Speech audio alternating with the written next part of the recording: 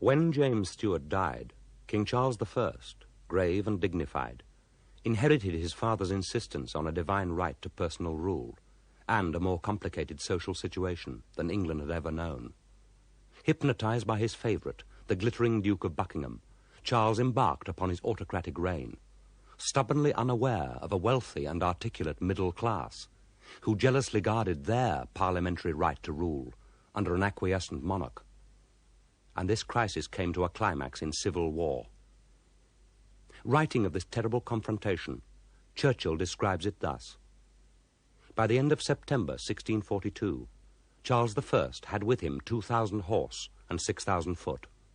Meanwhile, the Roundheads, sustained by ample funds from the wealth and regular taxation of London, levied and trained an army of 25,000 men.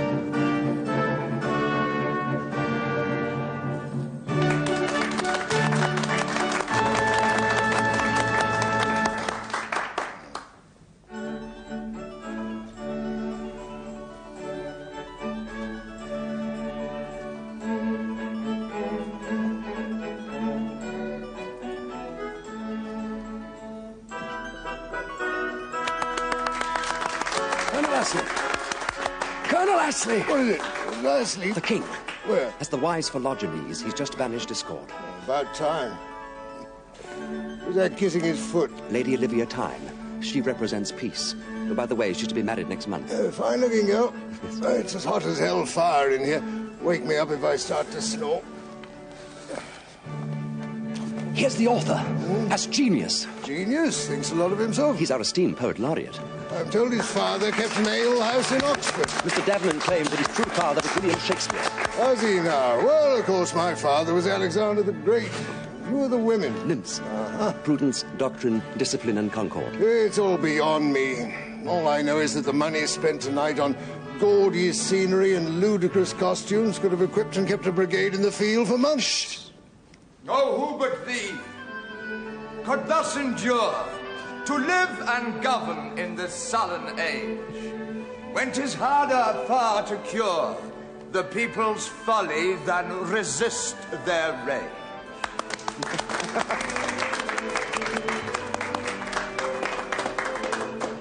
If it be kingly patience to outlast those storms the people's giddy fury raise, till like fantastic winds themselves they waste, the wisdom of that patience is thy praise.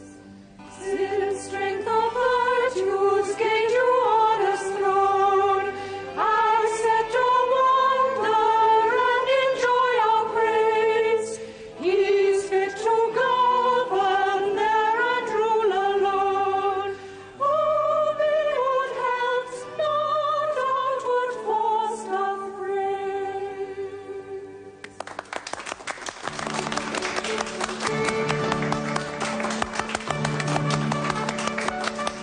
absolute world. The Queen as an Amazon. Oh, yes. Very warlike.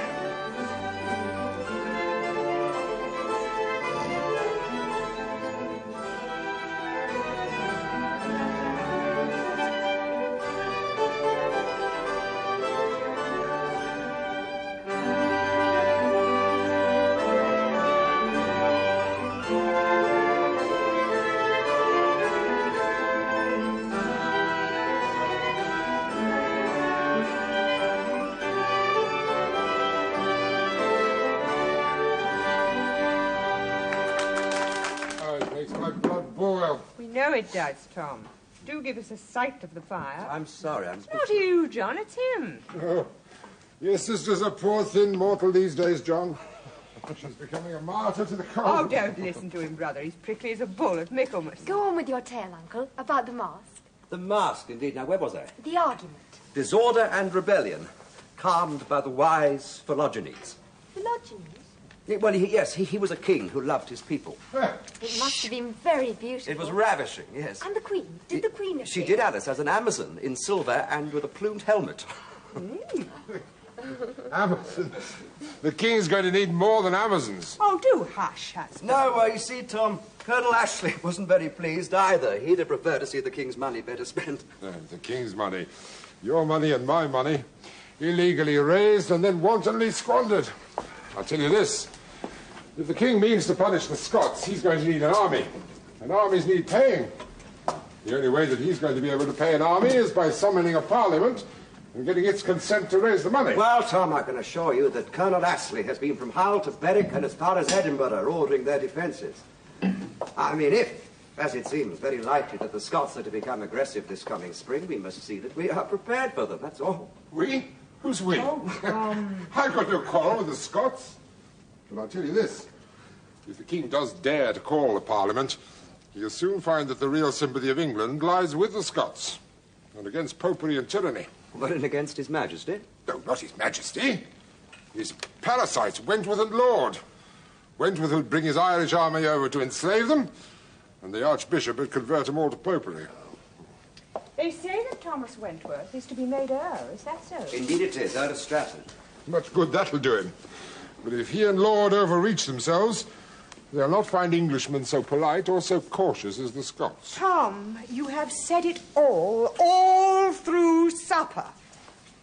Now draw up some ale for our guest and have done. No, I do understand Tom's anger, Elizabeth, but you see, Tom, the King is the King. And he must exercise his authority as he thinks fit. No, John, he must not. Would you again? Would you believe? Is it true the Earl of Cork has managed to marry off 3 of his sons? It is indeed, yes. Gossip, Elizabeth. Well, how else does one hear anything in Stratford? Anyway, I'm quizzing John, not you.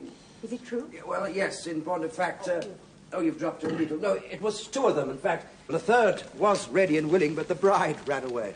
From her wedding? Why? Well, it seemed that the first 2 brides didn't care very much for the pleasures of marriage, so they complained to every lady at Whitehall. I think we've heard enough. Well, they were very young. Oh, Uncle John, it must be a marvel to be at court. Oh, I don't know. I don't know why he goes sniffing around that place. Do you still work at your tragedy? No, I've abandoned that. It was so long, scholarly. And that, dear sister and wife, was so tedious. No, it was far too scholarly. No, I burnt that. Oh. A young man thinking of taking holy orders shouldn't be wasting his time on poetry anyway. Only thinking, Tom. 9 years is a long time to be thinking. You should have made up your mind by now. If I were your age, I know what I should do. What's that? I should turn my back on this country, go to New England, start a new life. This country's sick. Before very long, it's going to need the surgeon's knife. War with the Scots? The Scots, the Irish, why not between the English themselves? Civil war? Never. Oh, we could come to it. I sincerely believe that the majority of Englishmen would hate such a war, but tyranny must be brought down. Come on, Tom. Tyranny, as you call it, hardly touches you here in Stratford.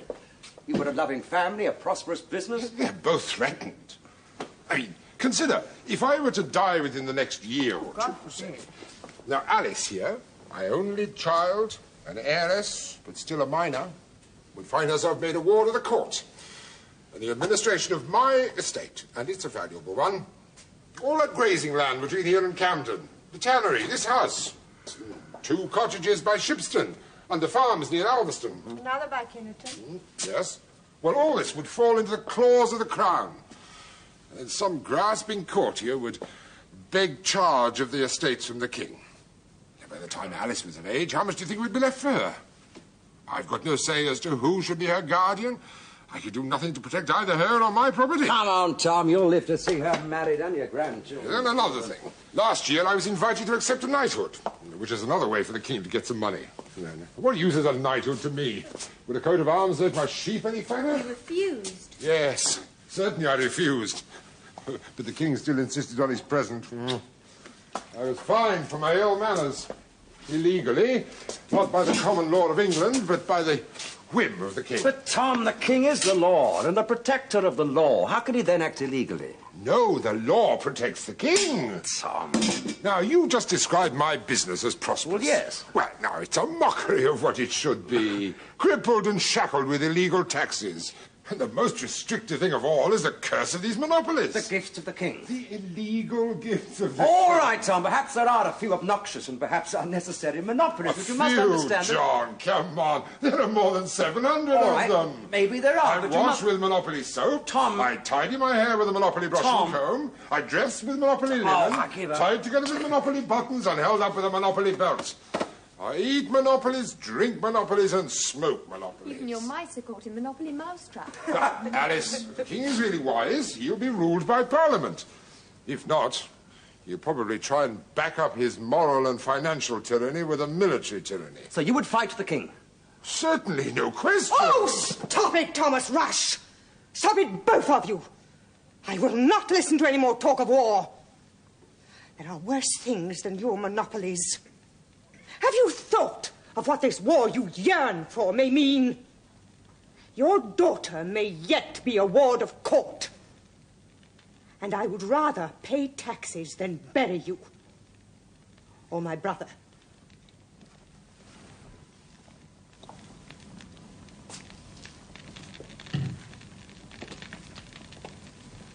Uncle John? Alice? What would you do? Would you fight the King? Oh, pray God I never have to make that choice. Amen. So tell me, how was the campaign? The campaign, dear heart, was a botched affair from the beginning. You know, the Scots had nothing to do but laugh at us. The only people on our side who seemed to know what they were doing were the Earl of Strafford, when he wasn't crippled with the gout or the stone, and canny old Sir Jacob Astley. The rest of us were play actors of a very poor quality. Oh, beautifully dressed, but about as dangerous as the plumes in our hat. What a wasted summer. Oh, pitiful. Pitiful, dear heart. Now, first, a long, wet march to York, only to find that the enemy were already in Newcastle, the town abandoned without a shot. Never so many ran from so few. And while we brooded on our haunches in York, we hear the news that the garrison in Edinburgh has decided to surrender because the governor was down with the scurvy and afraid of losing more of his teeth. There was nothing left to us but to make an armistice. And you know, not once did I hear a trumpet, a drum, or a cannon blow, bleat, or blast in anger. And now the Scots are to occupy the 6 northern counties and be paid £1,000 a day until the peace is signed. Yes, £1,000 a day was a pitiful adventure, dear heart, a shambles. £1,000 a day? But then the King must call another parliament. Oh, the spring session didn't do anybody much good. No, granted, but a new one will be sterner. There will be conditions. They've had 6 months to prepare it. I know, cowards plotting behind our backs without a shred of patriotism or a glimmer of honour. No, not all of them. John Hampton. Oh, yes, I know, the darling of the city, because he spoke out against ship money. That's all very well. Yes, but the aldermen and the fat merchants he champions would be the very first to wail if the King didn't provide ships to protect their precious cargo. Now, I've got no time nor stomach for any of them. Lurking here in London while we marched up and down and around York with not enough to drink and board out of our wits. It's as well you weren't with us, you know. Why weren't you with us, by the way? I'm no soldier. Nor am I. But a strong pair of boots, a sword and pistols, and a horse that don't bolt at the first shrill of a trumpet, and any clown can call himself a soldier. Well, there's nothing else to do these days. No work for a poet laureate. One might as well follow the drum. But whose drum? Whose? Yes. But God, man, can there be any choice? Well, no, not for you, perhaps. Well, certainly not No, for because me. you have an obligation to the king. Obligation? But yes. Hell and death, man, it's my duty. Moral, religious, emotional, call it what you will. Well, don't tell me you have a shred of compassion for Pym and his canting followers. I have a brother-in-law, Thomas Rush of Stratford, as you know. Oh, yes, I know him well. A great complacent bullock. A good man. No gentleman. As much a gentleman as you. Yes, by birth, perhaps. I'm talking of the soul of a gentleman. But no, I've heard his arguments. I understand them. They're very fair. They're very reasonable. You talk like a lawyer. Well, my father was a lawyer. I can't avoid it. I seem to have a fatal capacity for appreciating both sides of any quarrel. I mean, for example, one day I will listen to Archbishop Laud, and then I will read some tangled thesis that seems to prove that St. Paul never addressed Titus or Timothy as bishop, and so therefore all bishops should be destroyed. But then, of course, I remembered the Archbishop's generosity to my colleges and to my university, the books and the manuscripts that he gave, the fellowships that he endowed, and I don't know what to think. Well, Pym and his crew made up their minds long ago. Laud will be at the top of their list, Lord and Strafford. Yes, when Parliament reassembles, the wolf pack will howl for Laud's dismissal, his disgrace, perhaps even his head. It's their price for giving money to the king. Oh, he'd never accept such a bargain. The beggars are in no position to argue. No, but the Archbishop, he is a kind, gentle man. Agreed. Agreed, but the Rushes of this world don't care for his religious thinking. But none of his innovations are that terrible. Does the position of the altar or the use of music or vestments or candles really damage anyone's true belief? Well, not mine. No. I attend the Queen's Mass regularly. I help the ceremonial. It does so help to pass the time. Oh, don't tell me you could ever consider following their drum, enlisting in their army of hypocrisy. No, I've decided nothing as yet.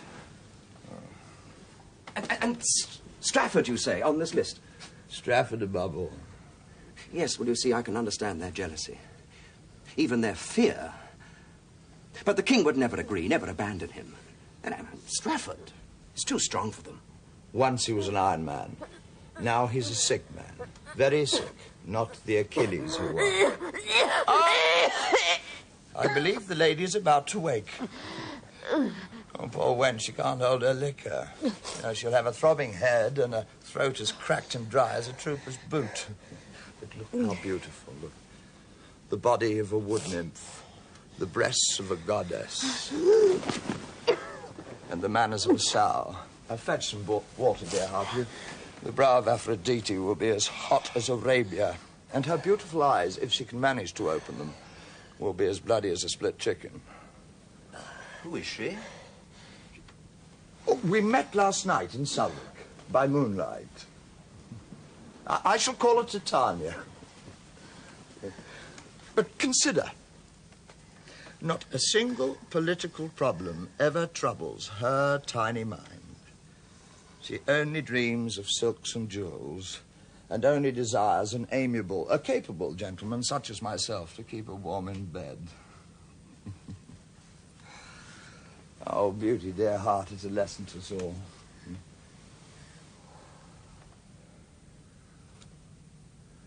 The lark now leaves his watery nest, and climbing shakes his dewy wings.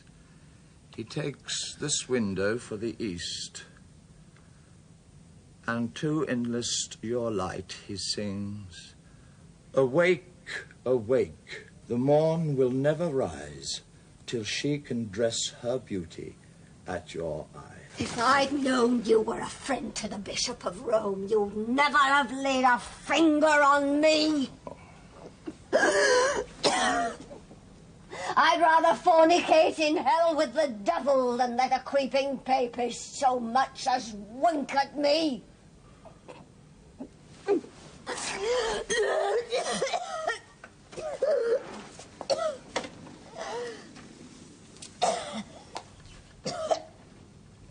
Ill met by moonlight?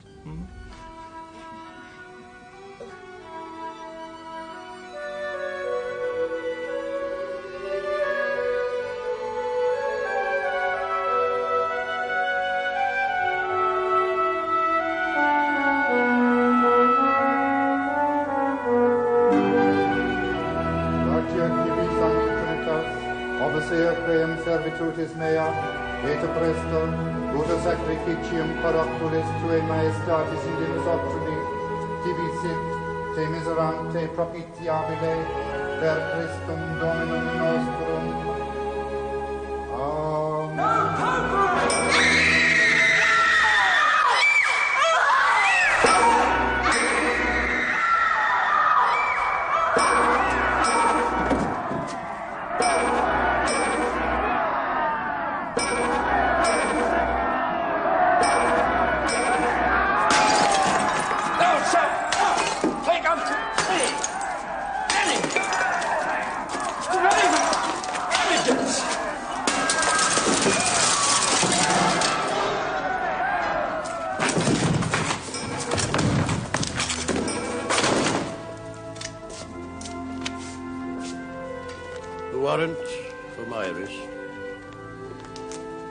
Blessed is the man whom thou chastenest, O Lord, that thou mayest give him patience in time of adversity, until the pit be digged up for the ungodly.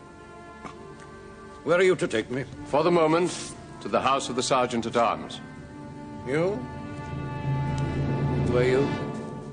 I am here to see that the orders of the Parliament are promptly and correctly interpreted. I'm the member for Huntingdon. My name is Cromwell. Mr. Cromwell, will I be allowed paper and pens, books? Certainly. We have no wish to behave like ungodly savages. And like the officers of your ecclesiastical courts, want to speak out against your abominable despotism, was to suffer the pillory, mutilation, and even the hangman. We shall proceed with justice, according to the common law of England and the doctrine of the Redeemer. They gather them together against the soul of the righteous and condemn the innocent blood. The land cannot be cleansed of the blood that is shed therein, but by the blood of him that shed it. The Lord is my refuge. In time, the Tower will be a refuge. There you may exchange biblical comforts, whenever and for as long as you wish, with your friend, the Earl of Strafford. The walls are green with slime, my clothes are dank and reek of mold, and my bones ache. The tower's like a charnel house. I'll ask them to give you a fire. In May. A wet May. A miserable spring altogether. John Pym said that in the indictment I swore to make the little finger of the king heavier than the loins of the law. Strong words. Look at me now. Would anyone believe me ever capable of such action? I cannot even control my own loins. I have to be held over the stool like a sick child. And Article 23, the one charge they were able to prove against me.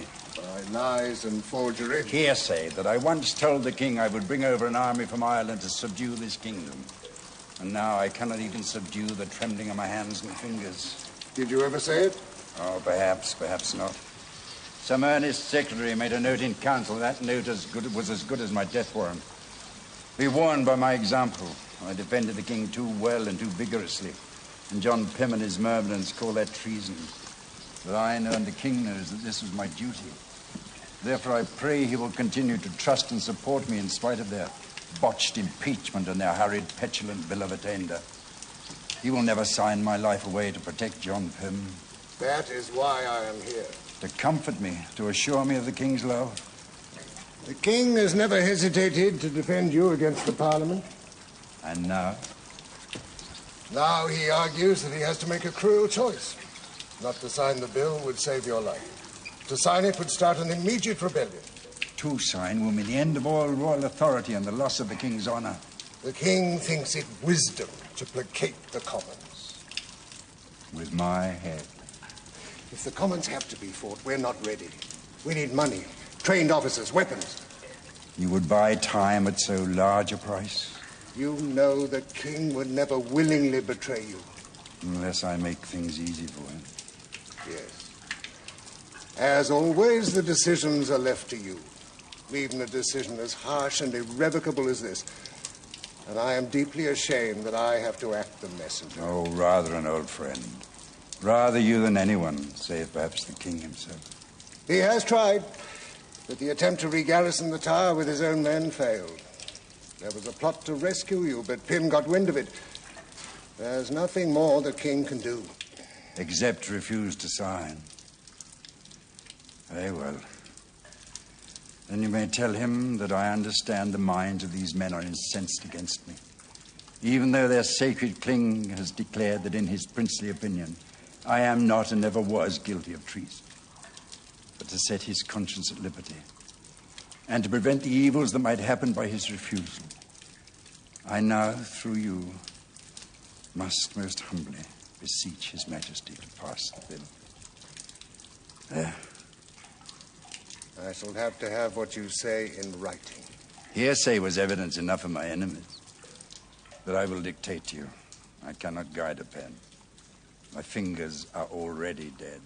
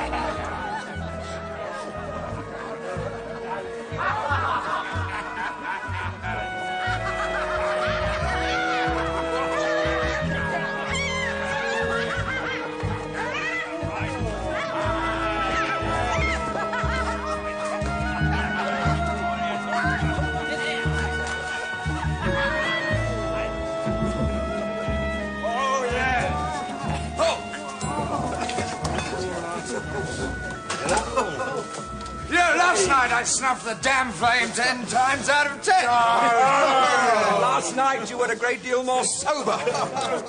Drink has nothing to do with it, dear heart. No?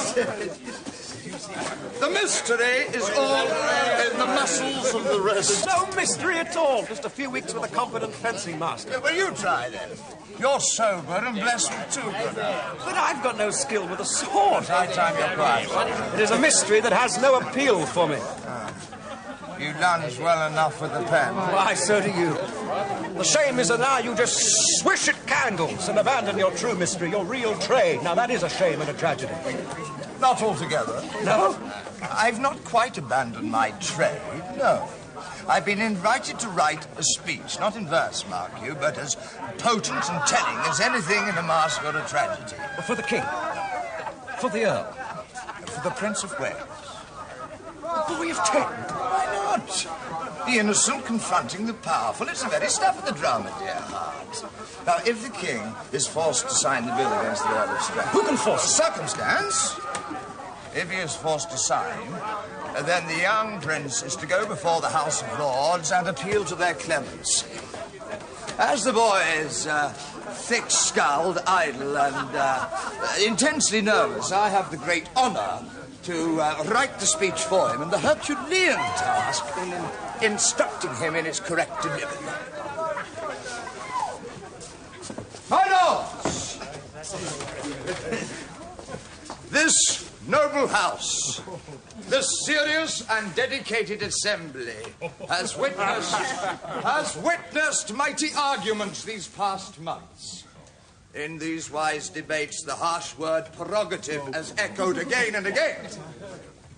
Now, today, I am here before you to beseech you to remember your great discretion and exercise the most Christian and potent prerogative of all, the sacred gift of mercy. Damn your prerogative and rot your politics. This is an honest brothel, not a windy parliament. Save your speeches for your wives and your arguments for the terrors of daylight. The fairy beam upon you, a star to glister on you, and the moon of light in the noon of night till the fire drake hath o'ergone you. The wheel of fortune guiding. The song of Apollo. I swore to slit your nose and scar your cheeks. You gave me this. You infected me. Some papist slut, not me. You, but your song is your salvation. This time I will exercise my prerogative and show mercy. Even reward you.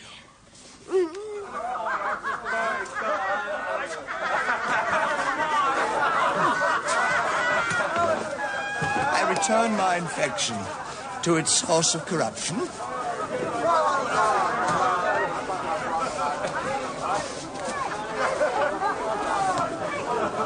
I see better now. 5 candles for £50. 5 candles! One after the other, by God. A candelabra, if you please.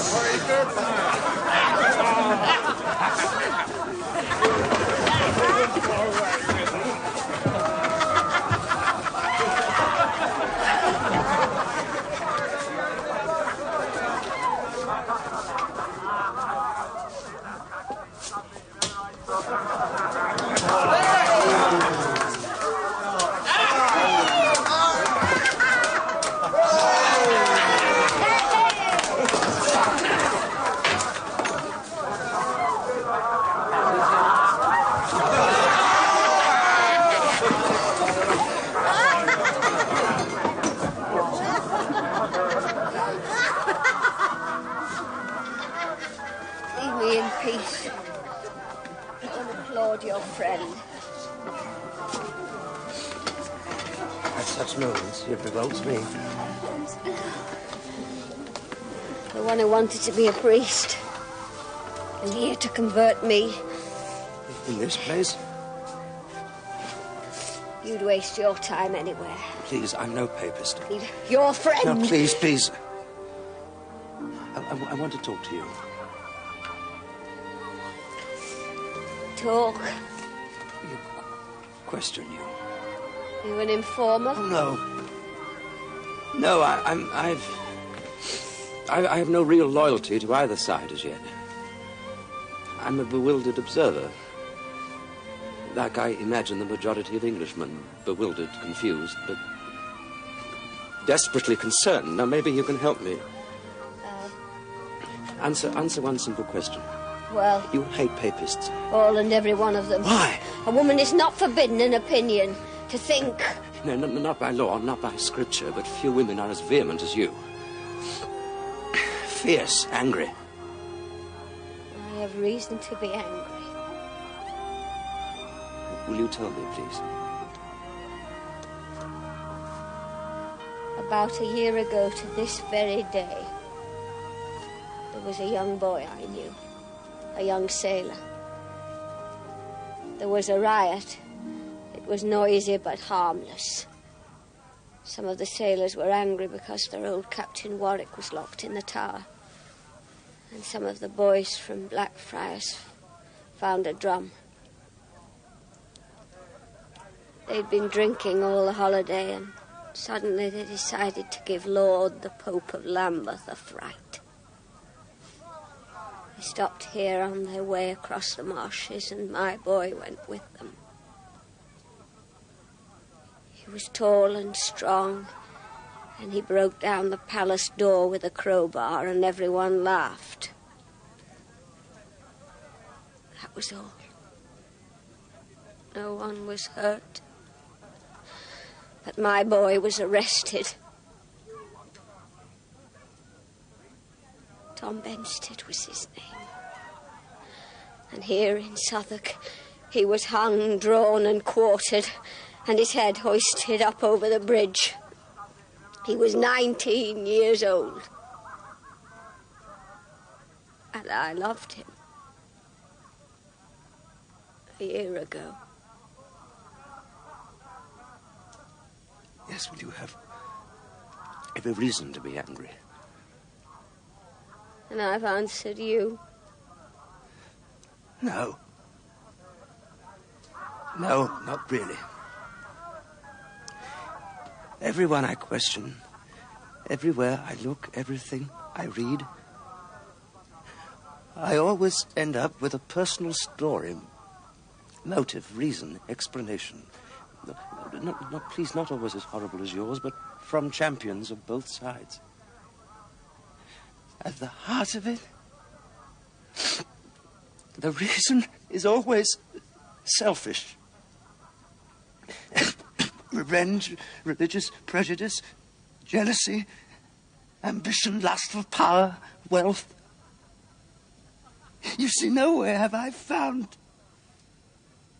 a shadow of a genuine, noble, heroic, honorable motive behind a man's choice of sides. One side of it, the scream for liberty covers too many sins. The argument, render unto Caesar, hides too many crimes. One side of it is full of hate, the other swollen with contempt. I belong to the haters! But will that bring your boy back to you? It might set a pair of heads alongside this. Fine company for a young sailor. A bishop and an earl!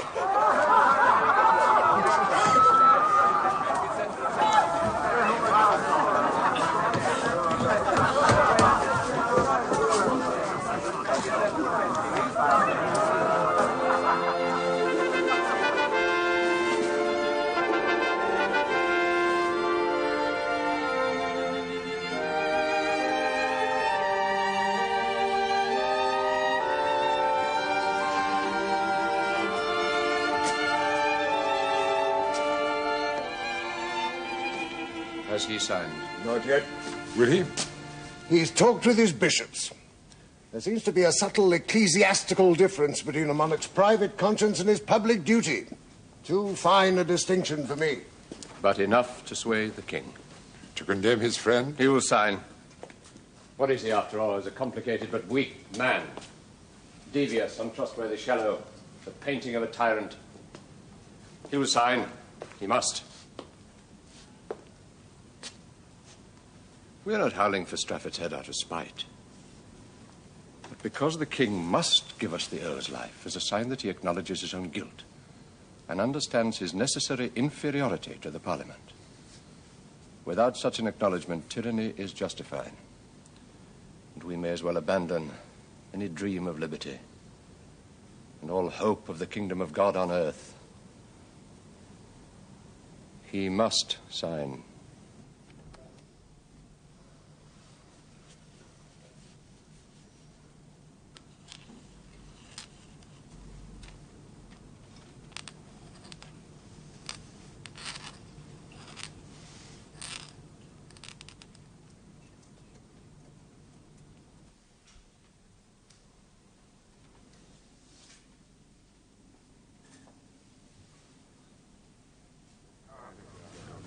My lords, this noble house, serious, dedicated, witnessed mighty arguments these past months. Now, I appear before you to beseech you to remember the most Christian and potent prerogative in your still in possession, the sacred gift of mercy. Mercy for a true servant of this kingdom. Mercy for the Earl of Strafford.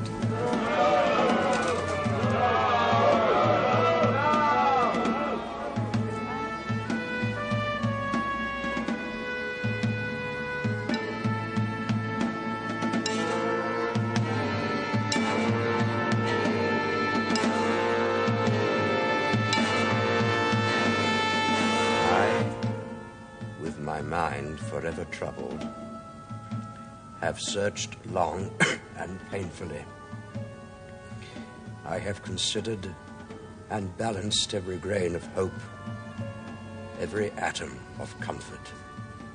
But yet I find there is no cure for this dread fear. No name. Who's that? Thomas! Oh, Thomas. So this is where you've been hiding these last few months? Well, you know, Oxford was always a refuge for me. It's a tomb. Do you ever eat? Well, yes, when I feel hungry. You bury yourself away here, and you hope to find the solution in books. Oh, philosophy, Tom. Oh, what use is philosophy in times like these? Why, to be a guide to a man's conduct in moments of trouble and distress. In fact, in times like these. You waste your time, John. It's too late for that. You look ill. Tell me, are you coming from Stratford? No, I'm returning to Stratford from London. Well, give my love to Elizabeth and to Alice. Why don't you deliver it yourself? No. Come with me to Stratford, John. Get some rest, some nourishment. Oh, this is no good to a man. Besides, I've got work to do, and you can help me. Work? I've been ordered to raise a company to serve in Sir Thomas Ballard's regiment. So Parliament really means to fight? Oh, we must. The King gives us no option. He's circling around York with 5,000 men, hoping to frighten Hull into surrender. By the end of summer, he'll be ready to march on London. Oh, I had hoped that the sacrifice of Stratford would have pacified both sides. We had all hoped. But this king will never learn. But, Tom, was it wisdom on your part to have driven him so far? Kill his friend, then humiliate him with a malicious list of his unlucky deeds. We needed his formal admission. He's not to be trusted. But you had gained all that you had ever wished. Stratford dead, Lord imprisoned, assent to a regular calling of Parliament, illegal taxes, ship money, abuse of monopolies, all censured and abolished. The battle was over, the victory was won. But not secure. We must fight to guarantee the legal victory. If you defeat the king, he will still be king. But if he defeats you... That is exactly why I'm going to raise and lead a company. I, an ordinary, peaceable Cotswold merchant, who, as Christ Jesus is my witness, never wielded a sword or fired a matchlock in his life. Come with me, John. Join us. I'll come to Stratford. First light tomorrow. Yes, tomorrow.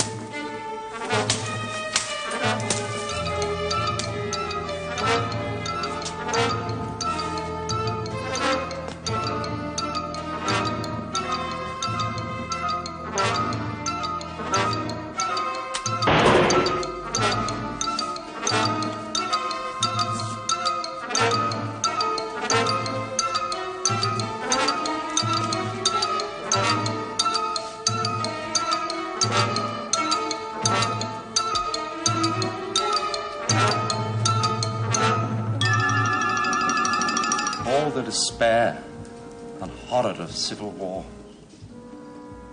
Father against son, brother against brother. Waste and destruction, death and mutilation. When you are stronger, you can go with Father and help him. Oh, Alice. Alice, he has got no need of me. I mean, you heard him just now. He's certain, confident Parliament must win. What can I do? What possible contribution can I make? You should have followed Father's advice and gone away. It's too late. And too like the action of a poor coward. What will you do then? Where will you go?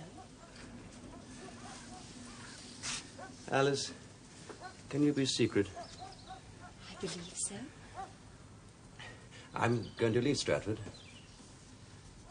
Leave us? Yes, as soon as I'm I'm well again, but please, not a whisper to your mother or your father. I promise. When? Oh, soon. Early one morning. Where? North. To find the king. And fight for him? I could never fight against him. Right, lads. Trail point. Trail them, damn it, trail them. It would be contrary to everything I've ever believed, Alice, ever been taught. My father, who was your grandfather, now he was a lawyer, an honest man, a good man. Now he would have defended the law against the king to his last breath, but never with a sword or a musket. But it was the king who first took up arms against the Parliament. But not yet used them. There is still a chance for reason, still a hope for peace. But the king must take that chance. It is for him to be generous. Do you hear that? Drums, drill. The drummer should be watching his sheep and the musketeers looking to their fruit trees. Oh, Alice!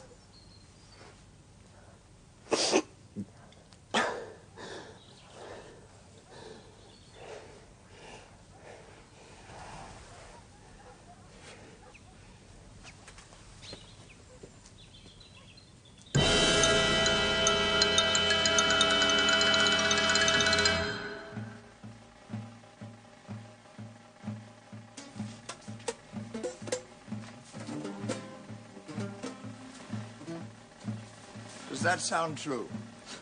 True enough. You're my one trophy in months and only fit to kindle a fire.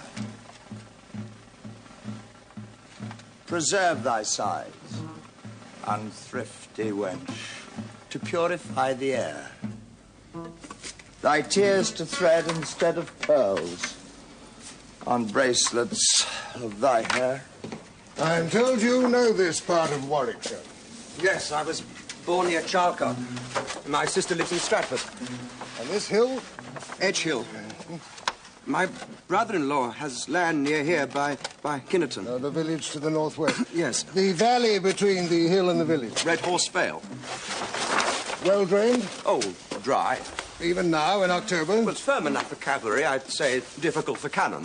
We'd never get them down the escarpment, not in one piece. The enemy lies in Kinnerton tonight. So we understand. Yeah, will they stand and fight tomorrow? I believe they mean to. Sit in the vale and wait for us to charge down the hill and scatter them. If they choose to retreat, there's nothing between our army and London. They will have to stand. So the king will attack? Prince Rupert will attack. Well, he'd be a bad general if he didn't. Strong position, a weary enemy, a chance to end the war. By destroying the enemy. That is the function of war. But not the function of monarchy. What would you have the king do? Oh, make peace! From this position of strength, show compassion. Make an armistice. If only I could talk with him. As you've tried before. His generals would howl you down. They think they can win tomorrow. They're not going to let compassion interfere with military glory. And the king is of their opinion. They are, after all, his relations. Your own opinion? We hold all the obvious advantages. But our men are just as untried, as ill-trained and ill-equipped as theirs. Half my infantry will have to fight with cudgels. Of course, if the enemy runs at the first cannon shot, we must win. But if he holds, well, one cudgel's as good as another. You're serving under Lord Bernard, Stuart? Yes, I am.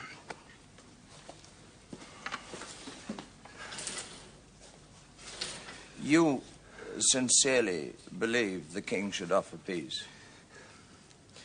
It would be Christian. Worthy of Philogenies? It would save life. When he abandoned Stratford, he showed his true worth. Alas, dear heart, that man knows not how to be or how to be made great. Now I must go where lazy peace will hide her drowsy head, and for the sport of kings increase the number of the dead.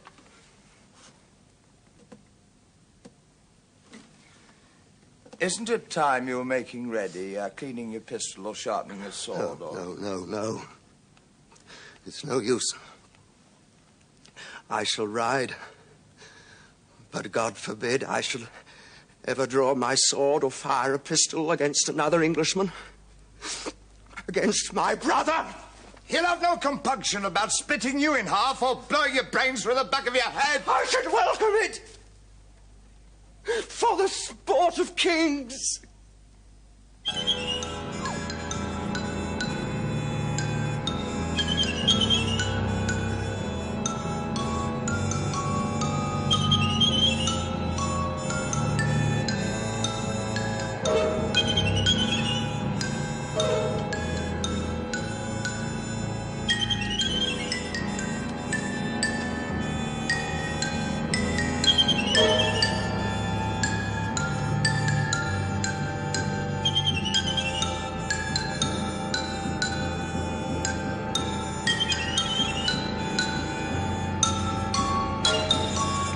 I shall be very busy this day. If I forget thee, do not thou forget me. March on!